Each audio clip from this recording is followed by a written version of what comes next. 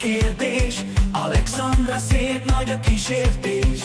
Kár, hogy egy fideszes bélyegz, akire nem szavaz, csak egy kéjenc.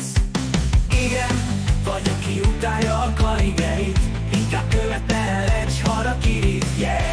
Béke, pedig Gergő jó fiú, egy igazi parkőr.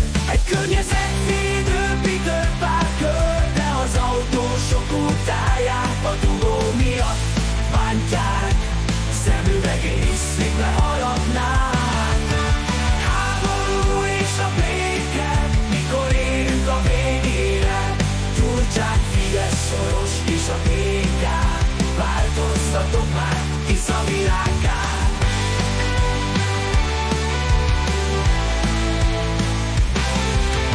Ott van még Vitézi, ki felmászott a létrán, sokat ült a trónon ifjún a BKK-n, megtalálja az összes csomót a kákán. Szakértőként egy igazi bálvány, politikusként meg jó nagy talány. Kiküldte és mit akarhatott ő, talán a Fidesz helyzet teremtő.